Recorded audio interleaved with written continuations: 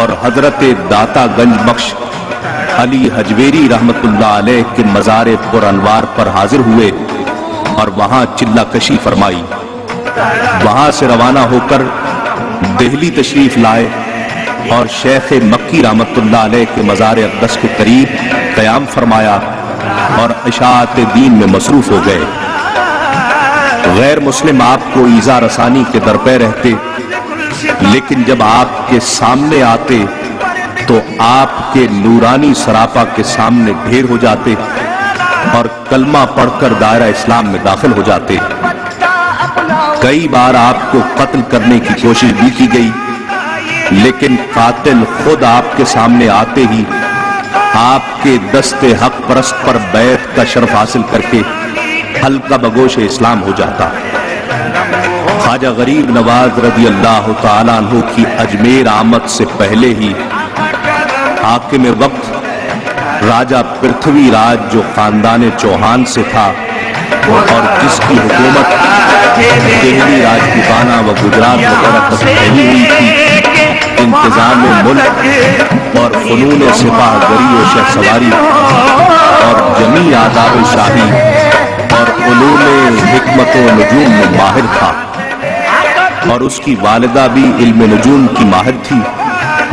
اس نے حضرت خواجہ غریب نواز کی آمد سے 12 سال قبل ہی علم نجوم کے ذریعے آپ کا اور آپ کے 40 ساتھیوں کا حلیہ بتا دیا تھا کہ وہ ایک صاحب کمال فقیر ہوگا اور تیرے ملک میں آئے گا، اور وہی تیری عزت و دولت اور ملک و سلطنت کے لیے زوال ہوگا اور تیری راجدھانی الٹ دے گا۔ پرتھوی راج نے اپنی والدہ کی ہدایت کے موافق اس حلیہ کی تصاویر کی نقلیں جا بجا شاہراہوں اور راستوں پر تھانوں میں اور چوکیداروں کو بھجوا کر تاکید لکھ دی کہ اس شکل و صورت کے لوگوں کا جب تمہاری طرف سے گزر ہو تو باحفاظت و احتیاط ان کو ہمارے حضور میں حاضر کر دیا جائے یا مکر و فریب سے انہیں ہلاک کر دیا جائے۔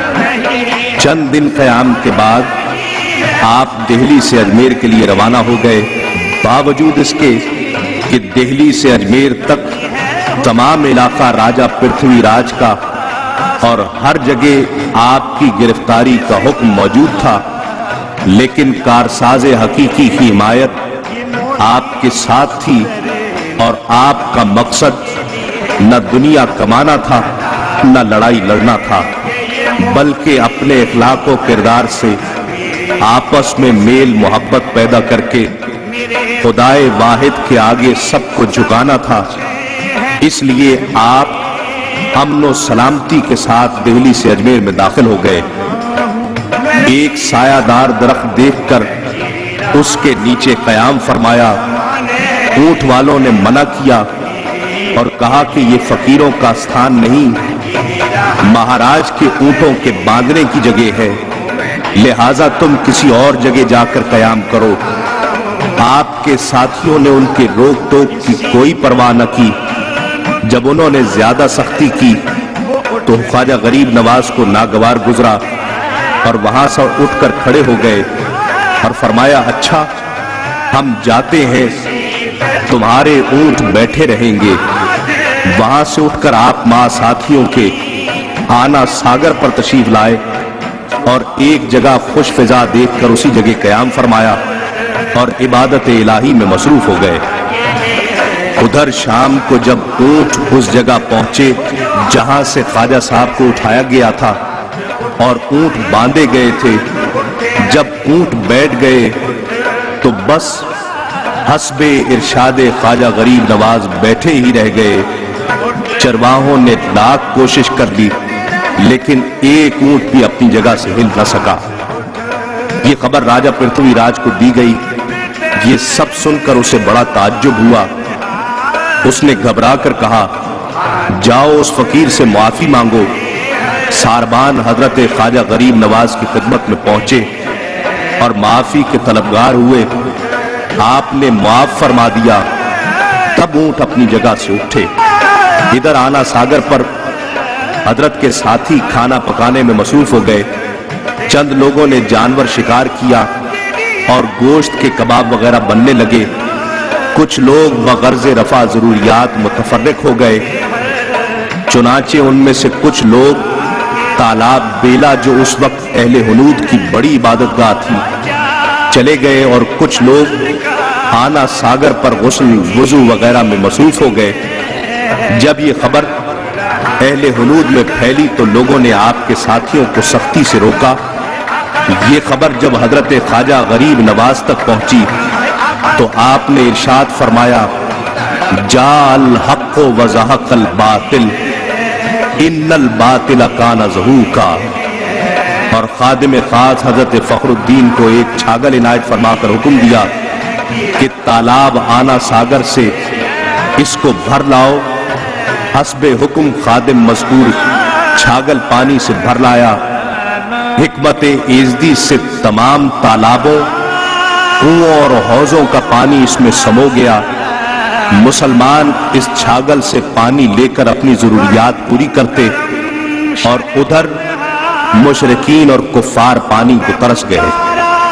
الغرض جب مسلمان اپنی ضروریات قیام سے مطمئن ہوئے اور کھانے میں مصروف ہوئے تو غیر مسلم اور کفار نے ان کے ہاتھ جو بھی آیا، لکڑی، تلوار، اینٹ اور پتھر لے کر تھوڑے سے مسافر مسلمانوں پر چڑھ دوڑے اور چاروں طرف سے گھیر کر زخمی کرنے لگے۔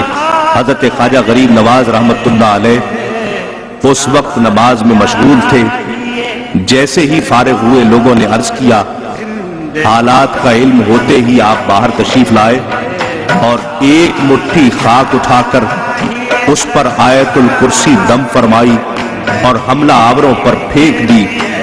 جس پر وہ مٹی گری وہ خشک ہو کر سن ہوا کہ حرکت کرنے کی طاقت نہ رہی۔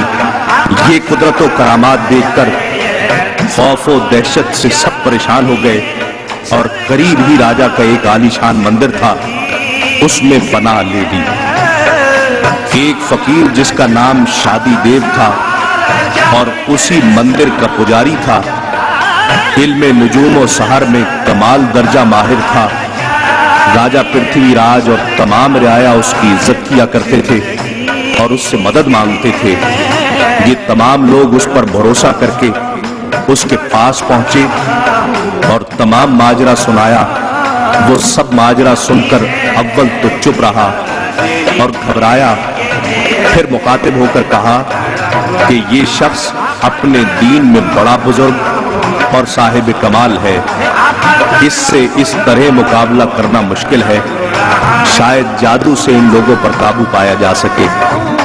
بس تمام چیلوں کو جادو کے بڑے بڑے سحر بتلا کر ان کے ساتھ خواجہ بزرگ کی رہائش پر پہنچ کر چیلوں سمیت جادو کرنے لگا۔ اس وقت خواجہ غریب نواز نماز میں مصروف تھے۔ جیسے ہی فارغ ہوئے لوگوں نے عرض کیا کہ اب ایک سادھو اپنے چیلوں کے ساتھ ہم پر جادو کے ذریعے قابو پانا چاہتا ہے۔ آپ نے فرمایا، اے عزیزو، فکر نہ کرو، خدا ہمارا حامی و مددگار ہے، ان کا سب جادو بے اثر ہو جائے گا۔ اس نے ہماری مدد جیسے ہر وقت فرمائی ہے اور ہم یہاں تک پہنچے ہیں، یہاں بھی ہم پر اسی طرح احسان فرمائے گا۔ یہ فرما کر آپ پھر نماز میں مشغول ہو گئے۔ اتنے میں سادھو مع ساتھیوں کے ان کے قریب پہنچا۔ جیسے ہی خواجہ غریب نواز پر نظر پڑی سب کی زبانیں گنگ ہو گئیں، سحر و جادوگری یکلخت بھول گئے، جہاں کھڑے تھے وہیں کھڑے رہے۔ جب آپ نماز سے فارغ ہوئے تو ان پر نظر پڑی، جیسے ہی سادھو کی نظر سے نظر ملی وہ آپ کا جمال با کمال دیکھ کر بید کی طرح کانپنے لگا، رحیم رحیم پکارنے لگا۔ اس کے ساتھی اس حرکت سے متعجب ہوئے اور نصیحت کرنے لگے۔ وہ دیوانوں کی طرح ان پر خفا ہو کر ان پر پتھر پھینکنے لگا۔ کئی لوگوں کے سر توڑ دیے اور باقی ڈر کے مارے بھاگ گئے۔ حضرت خواجہ غریب نواز رحمت اللہ علیہ نے اس کی یہ کیفیت دیکھ کر شفقت و مہربانی فرمائی اور اپنے ایک خادم کو پانی کا پیالہ دے کر اس کے پاس بھیجا۔ وہ خادم کے ہاتھ سے لے کر شوق سے پی گیا۔ فوراً پیتے ہی دل سے شرک و کفر کی قدرت جاتی رہی اور دوڑ کر حضرت خواجہ غریب نواز کے قدموں میں جا گرا۔